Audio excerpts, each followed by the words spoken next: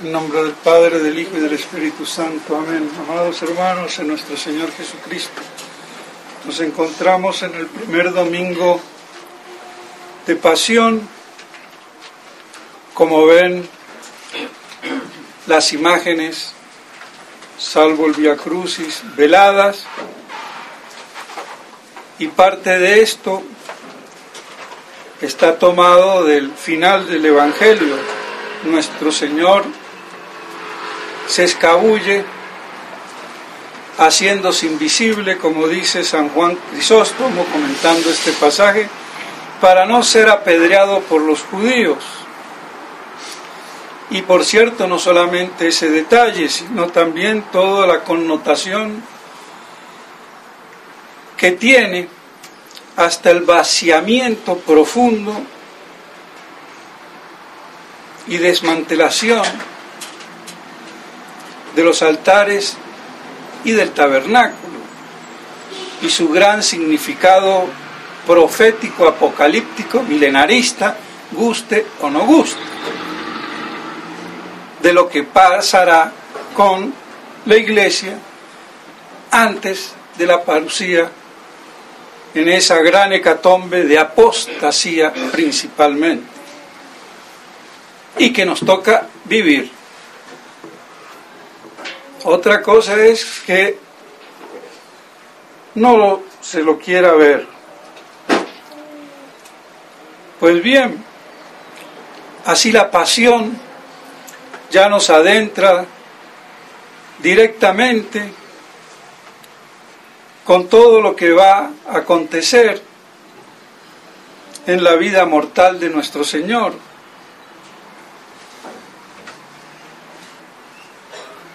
Hasta culminar muriendo en la cruz. Entonces, por eso son de una proyección más íntima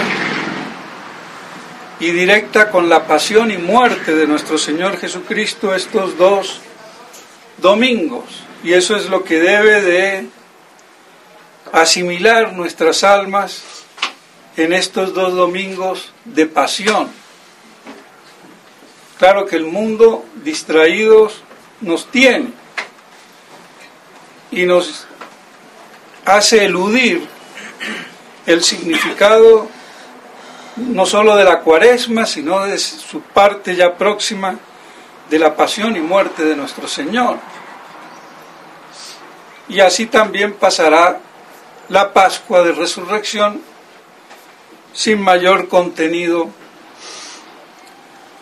para nosotros. Y eso no debe de ser así. Y por eso entonces la Iglesia acentúa el ayuno, la mortificación, la oración, la penitencia, la abnegación, todas cosas que no prodiga el mundo de hoy. Yo soy libre, hago lo que se me da la gana.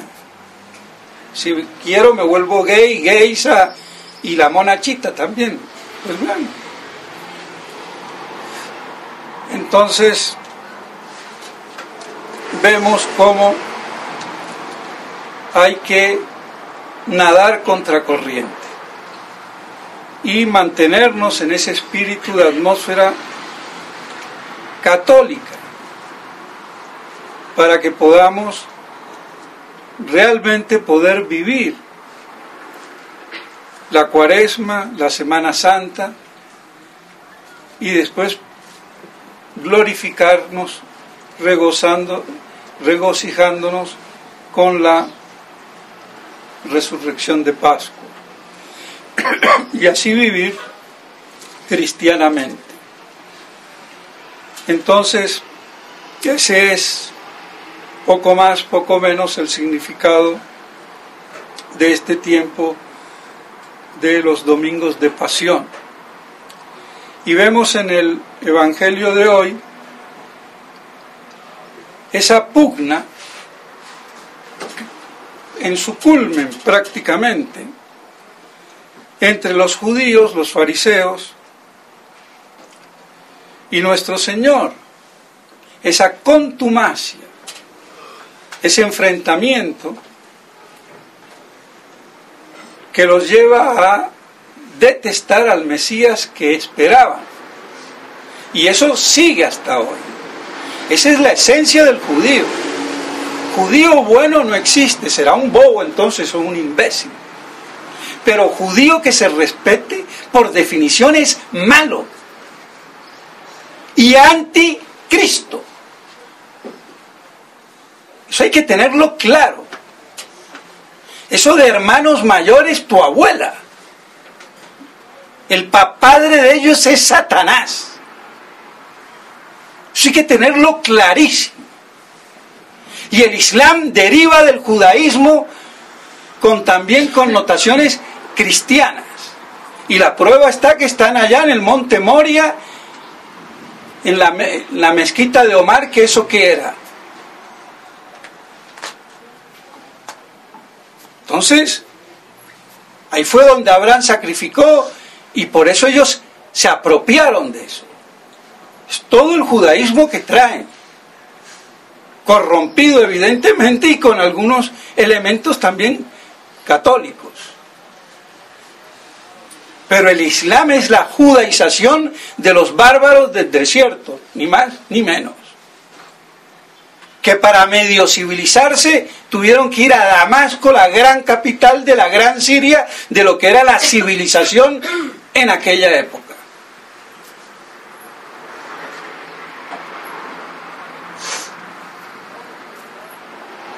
Pero bueno, todo esto es historia de chinos o arcaica o antigua.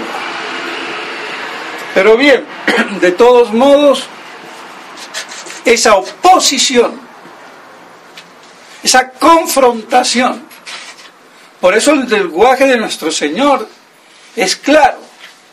¿Quién puede alegarme pecado? Y si os digo la verdad, ¿por qué no creéis? Porque no sois de Dios.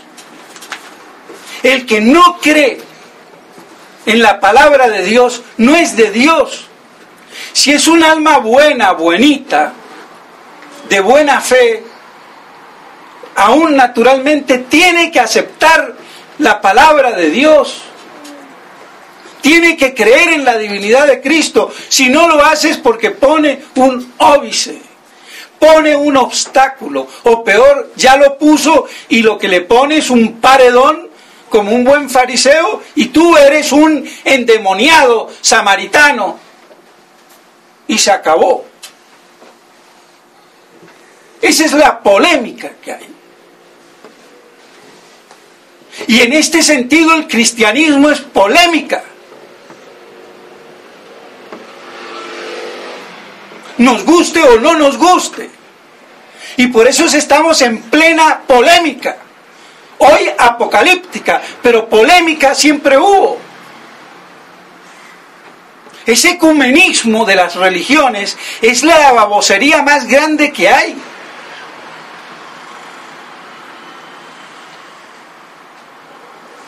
Hay una confrontación polémica. O acepto o rechazo. Ahora que lo haga de manera violenta, de manera refinada, de manera paulatina, de manera como se me dé la gana, como me tomo el té, si frío o caliente, con un poquito de leche o con las piernas cruzadas, es otro cuento. Pero ese es el gran drama. Y no solamente con los judíos, con todos y cada uno de nosotros, con cada hombre parido en este mundo, que viene a este mundo y que recibe la luz, pero las tinieblas lo rechazan. Así comienza San Juan, y por eso comienza así.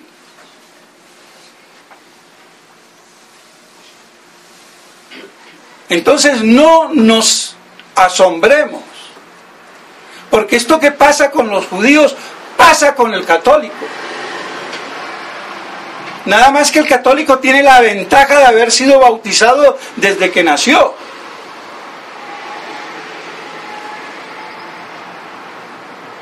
Pero cuando llega a ser adulto tiene que estar confirmado en la fe.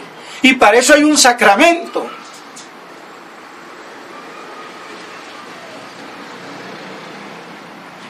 Y eso implica una doctrina. Pero si yo me quedo con la religión light, de beatería del Kempis, del violincito, de los sentimientos y del hablar a ciegas, afecto sin conocimiento, sin dogmas, sin doctrina, ¿qué queremos? Por eso el católico tiene que ser un hombre culto mínimamente. Y esa cultura católica comienza con el catecismo incipiente, pero no quedarse en el catecismo. Porque si yo me quedo con el abecedario y conozco las vocales, pero no aprendo a leer bien, ¿en qué quedo? Y si después aprendo a leer y no sé ni escribir, ¿en qué quedo? Soy un analfabeta. Pues ese analfabetismo nos pasa con la doctrina. Y por eso la ignorancia supina aún del clero. Porque aún los tradicionalistas que llevan sotana más la usan como un delantal de ballet. Y los ve uno porque hasta se sientan y parecen señoritas. Se acomodan la fajita. Pero pedazo de imbéciles. Siéntese como cayó. Ah, no, la faldita.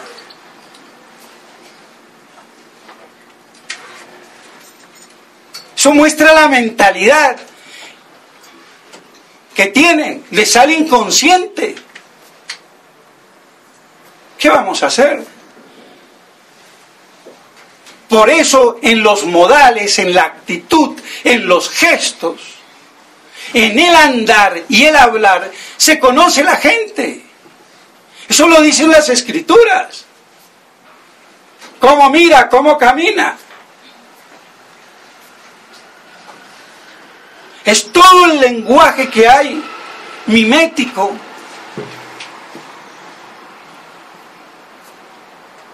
Porque a veces las palabras dicen lo contrario de lo que se piensa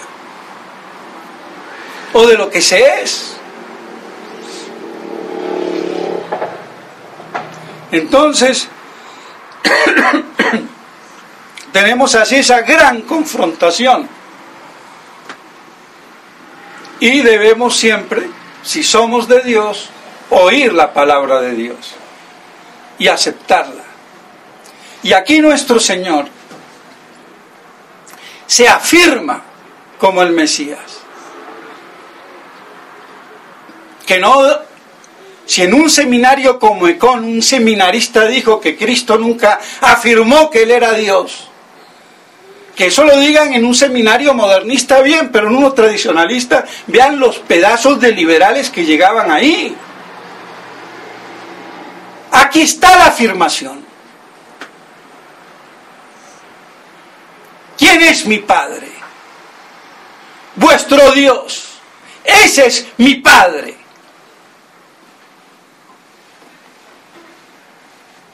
¿Qué está diciendo él ahí? ¿Que es la monachita de Tarzán el mago? Y lo remata, Abraham vuestro padre. Cuando le dice, pero ¿cómo tú vas a venir a decir? Primero le dice que él guarda la doctrina del Padre y después dice que mi doctrina es la misma. Porque todo lo que tiene Cristo lo tiene del Padre, porque es abalio. No es por participación, como pueden ser las otras cosas, sino por consubstancialidad, pero la consubstancialidad abalio, que eso es lo que tampoco entienden los filósofos, los metafísicos, ni los teólogos. Creen que avalio es participación, no, es ser por otro. Pero yo puedo ser por otro, como en la divina esencia, consubstancial, o ser por otro como nosotros, por participación creada de causalidad. Pero aquí no voy a entrar en estas consideraciones filosóficos teológicas, pero están implicadas. Ahora, ¿qué queremos si el clero de esto ni sabe para qué sirve? Ni cómo mastica la iguana, ni por dónde mucho menos le entra el agua al coco. Y por eso vemos mucho curita, bobalicón, aún ensotanado. Y no hablemos de los mitrados con mitra y báculo,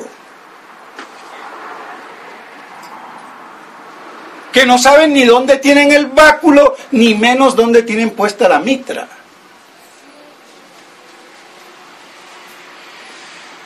Porque si no fuera así, este desastre, este desmadre eclesiástico, eclesiológico, no existiría. O sea que todo esto es producto de la estupidez humana vuelta cátedra y palabra de Dios. De mediocres imbéciles con poder divino. ¿Qué tal? Así que la corrupción de lo peor, de lo mejor da lo peor. Pero ¿quién va a decirlo?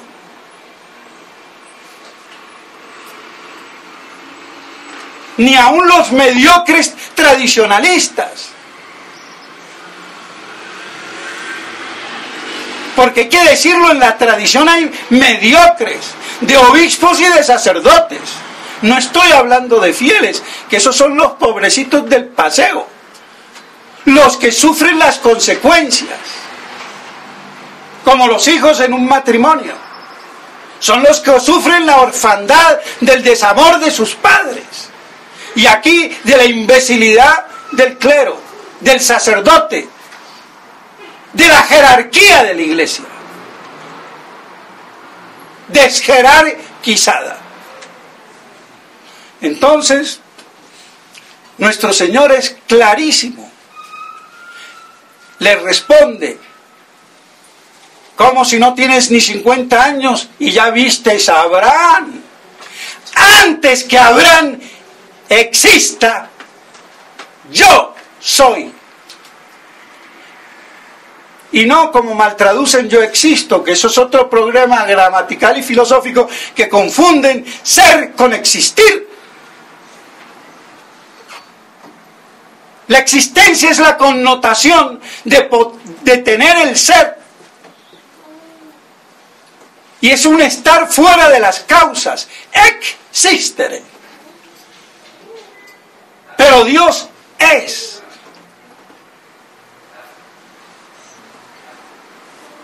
Porque es el ser en plenitud. El ser por su misma y propia esencia.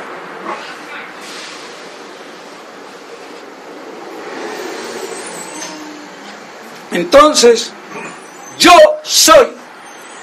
Está repitiendo lo mismo que oyó Moisés. Ego sum qui sum.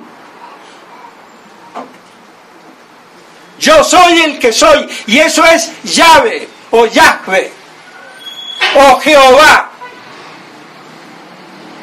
Y por eso en el tetragrama las 4 letras que conforman el término implican, como lo dice el caballero de Drac, judío convertido, y que escribió el libro de la armonía entre la iglesia y la sinagoga, como el judaísmo tenía en eso ya implícito la Trinidad y la encarnación. Y para colmo de INRIS, y dentro del INRI, del cartelito de nuestro Señor en la cruz, Jesus Nazarenus Rex Judiorum, en latín y en griego, Las primeras letras no dicen nada, no hay un acróstico como se diga, pero en hebreo parece que sí, y dice Yahvé. O sea, hasta que en el INRI en hebreo me está poniendo el tetragramatón o tetragrama que implica, según el caballero de Drac, la Trinidad y la Encarnación. Pero de esto los judíos cabalistas ni se enteran. Y salen los rabinitos a decir que, cuando citan a Isaías, que no habló de una virgen, que habló de una joven. Judío tenía que ser.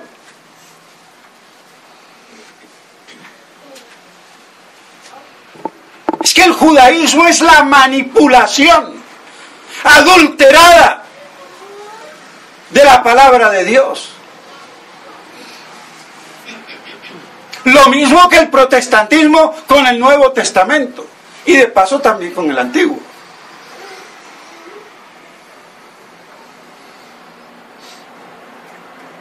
Entonces, yo soy, ¿qué soy? El que es.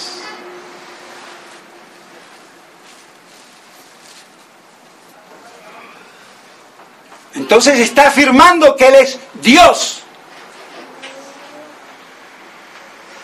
Y que Él era el Dios de Abraham, su padre. Porque el Antiguo Testamento con Abraham tenía la alianza en la sangre de Abraham. Y por eso ahora es la nueva alianza, porque ya no es los machos cabríos, sino la sangre de Cristo. Ni de ninguna vaca, ni de ningún becerro, ni de ningún toro, sino de Él mismo. Y no en la sangre de Abraham y su descendencia carnal, sino en la de Cristo, la cual Abraham prefiguraba. Y Abraham por eso deseó ver su día. Entonces Abraham creía explícitamente en la Trinidad y en la Encarnación, como la han creído todos los grandes patriarcas y profetas y reyes del Antiguo Testamento del pueblo elegido. Otra cosa es que los ignorantes, católicos, sacerdotes del Nuevo Testamento, incluidos los jesuitas y hasta el padre Castellani, me duele decirlo, que no había en el Antiguo Testamento Trinidad. Eso es un concepto nuevo a partir de la Encarnación. Eso es una herejía. Porque entonces no puede ser la misma fe de Abraham, Isaac, Jacob y la nuestra. Porque sin Trinidad ni Encarnación no hay la misma fe. Y de esto no se han ni percatado, ni en el angélico, ni en la gregoriana, y qué digamos del resto. Pero hay que decir las cosas, pero si no se dicen es porque no se sabe. Bueno, entonces vemos cuán honda va la cosa. La diferencia entonces del Antiguo y el Nuevo Testamento está en que el Antiguo era esotérico,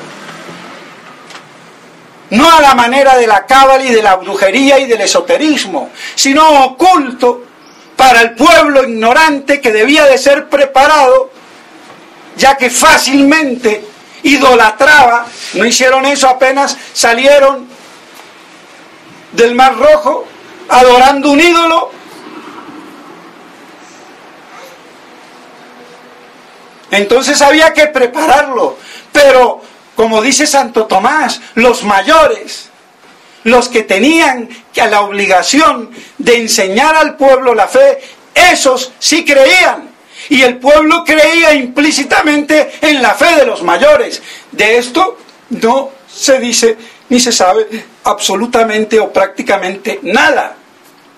No se conocía. Pues sí se conocía. Y Abraham deseó ver el día de nuestro Señor. Y entonces a pedrada limpia lo querían saber, estaban en el templo, pero no dentro del templo, sino dentro de las murallas del templo, pero en la parte del patio, el atrio. porque si no, no habría piedras, no la iban a arrancar de las paredes. Entonces vemos así cómo se puede muy bien conceptualizar y ver todo este drama que el Evangelio de hoy nos propone y que nos sirva para nuestra meditación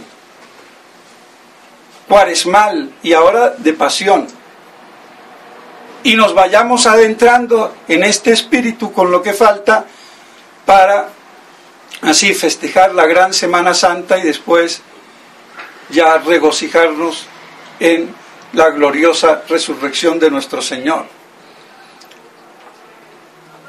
Y hay algo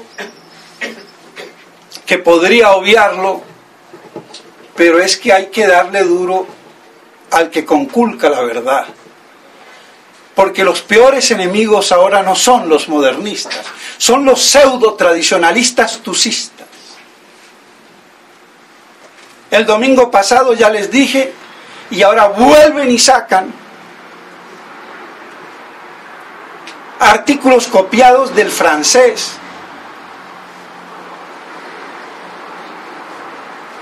Para demeritar, desacreditar a Monseñor Lefebvre.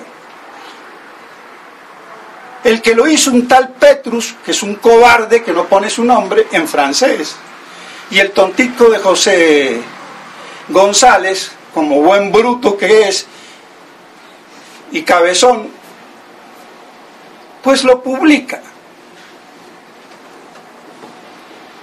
Y el imbécil no sabe que está refutado lo que ahí dice. Y como prueba de esa imbecilidad del francesito que la escribió, ¿por qué Monseñor Lefebvre no firmó el breve examen crítico? Pedazo de animal. El breve examen crítico lo hizo Monseñor Lefebvre, redactado por Gerard de la Horie, pero bajo el mando de Monseñor Lefebvre. Y él fue el que lo llevó para que lo firmaran dos eminencias o más, pero quedaron en dos, Octaviani y Bacci.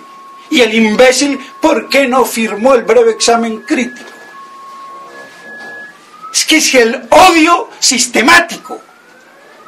Claro, como Monseñor Lefebvre no dijo que el Papa no era Papa, en eso no consiste ser católico, señores.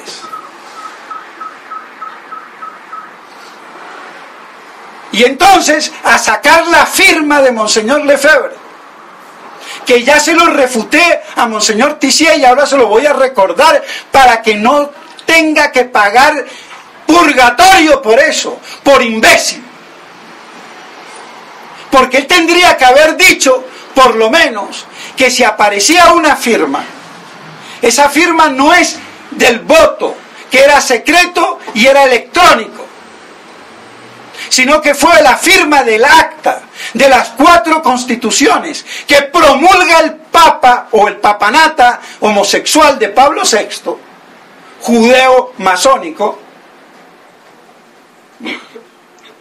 Y entonces Monseñor Lefebvre, como todos los otros, firman el acta de promulgación del Papa o del supuesto Papa como un acto de solidaridad con el que manda. Pero eso no quiere decir que Monseñor firmó aprobando, en mucho acatando. No estoy de acuerdo, he votado en contra, pero como no me quiero poner en contra de la autoridad del Papa, pues firmo. Podemos decir que hizo mal, como yo lo diría, porque yo no hubiera ni firmado. Claro, si hubiera estado ahí tampoco, quién sabe el desastre que hubiera sido, pero hoy con lo que yo sé ni firmo, les escupo en la cara y me voy.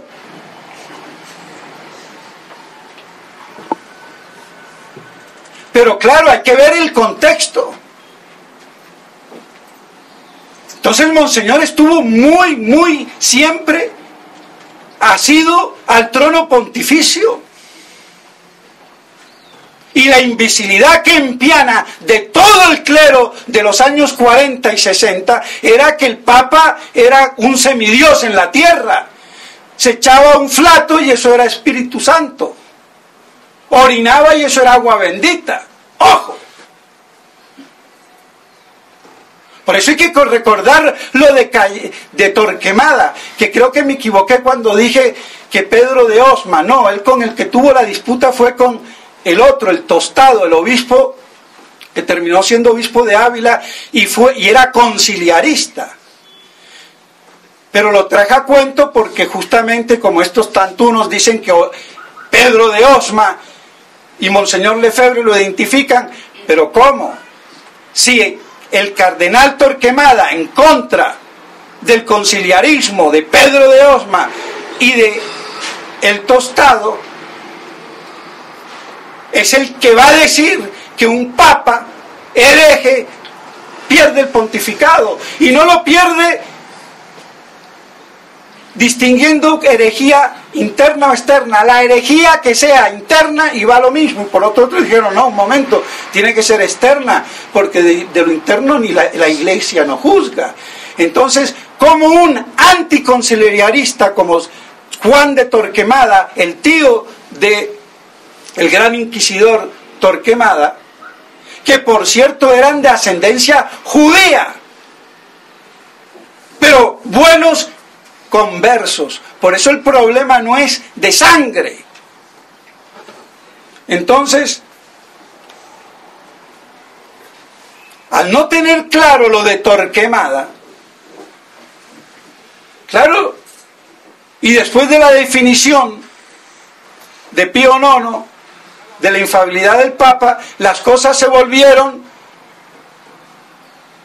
a inclinar del otro lado.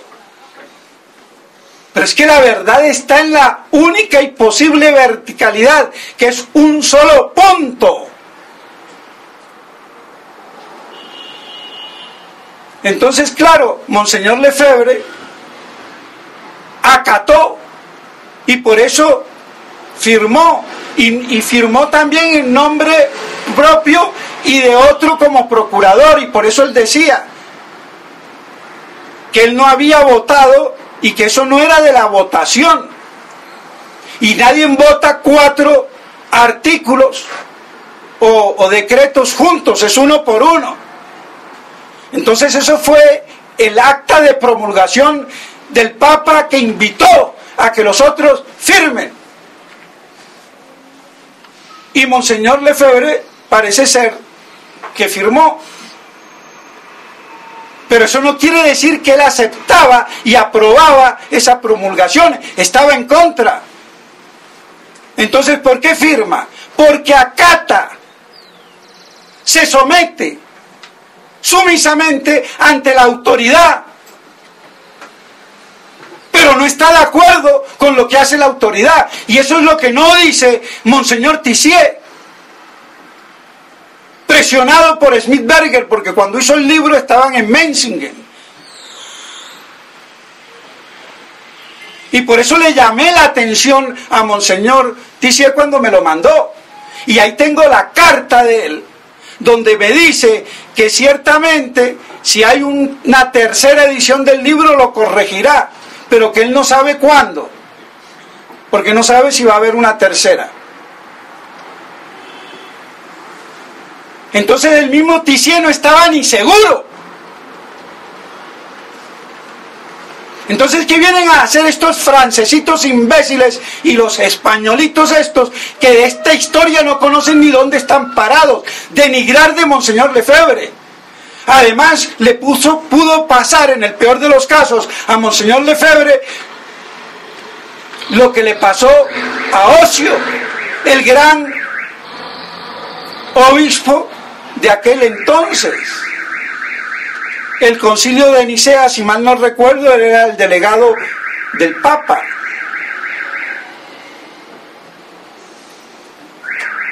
Y también aflojó en la fe en un momento dado.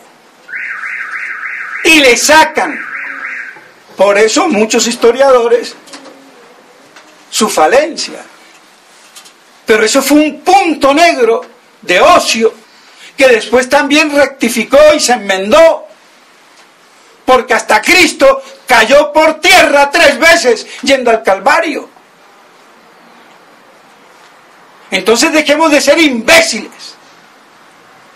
Y además, lo que sabemos contra el concilio y la libertad religiosa es gracias a Monseñor Lefebvre. Entonces estos malparidos, y no porque tengan mala madre, sino porque ellos tienen mala leche, son hijos mal nacidos aunque su mamá sea una santa.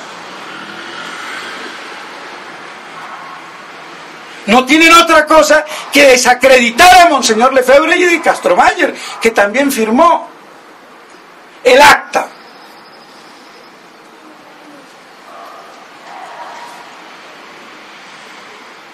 Pero eso no era la votación.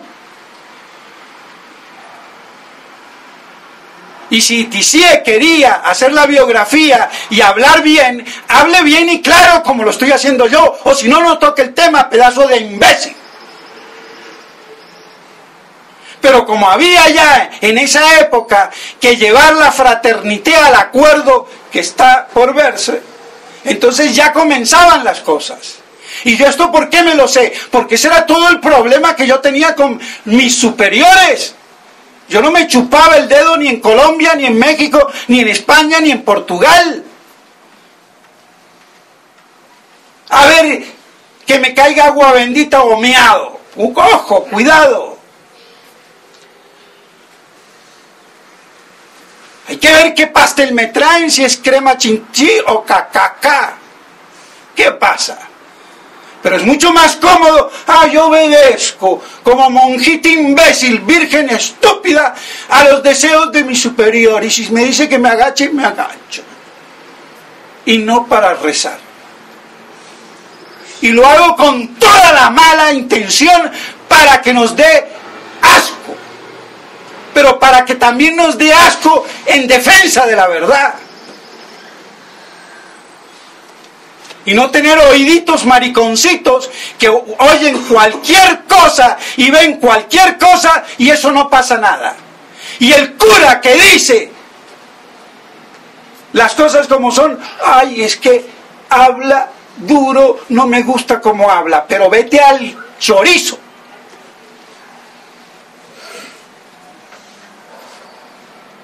Y como pasa en la Argentina y en Buenos Aires. Y en todas partes del mundo. Y aquí también.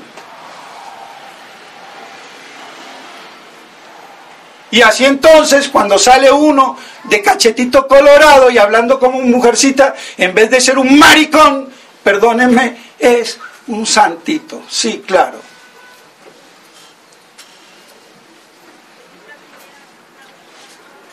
Y se va el santito por otro lado y lo queremos ocultar. Es que no hay nada que hacer. Pero los que no han luchado 30 o 40 años en esto, claro. Es que uno no entra al seminario para ser una niña de devociones, sino para formarse y combatir. Por lo menos yo entré al seminario así. Y para obedecer en la verdad, y si no tu abuela. Porque ya tenía por escarmiento lo que le había pasado a Castellani. Que hacían de la obediencia la cuarta virtud teologal y en primer lugar, obedeces y te salvas. Sí, ojo. Si eres Cristo. Pero no si eres el vicario de Cristo o el tataranieto del vicario, obispo, cardenal o curita de barrio. Ojo, que la infalibilidad de la Iglesia no es eso. Es la dogmatización en la verdad revelada. Y punto. Ni en matemática, ni medicina, ni en lo que sea. Pero como para todos estos imbéciles tucistas, la infalibilidad es la impecabilidad del Papa, entonces claro, hay que declarar la sede vacante porque si no, no soy católico.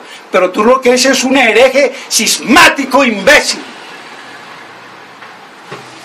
Si lo piensas bien, pero como ni pensar saben, entonces por eso se salvan. Esa es la ventaja del ser mongólico. Pues bien, mis estimados hermanos, perdónenme, pero ya ven. Y eso sí, para terminar de rematar, ya nos pusieron la demanda. Entonces ahora estamos en ese proceso. A ver qué es lo que quiere la divina providencia y pues rezar. Porque aquí me trajo Dios y si de aquí nos tenemos que ir, si Él trae, Él es el que quita y el que pone, ¿no? Dios y Santa Ana. Bueno, entonces, ya ven qué bien que comenzamos la pasión de nuestro Señor Jesucristo. Que la aprovechemos. En nombre del Padre, del Hijo y del Espíritu Santo. Amén.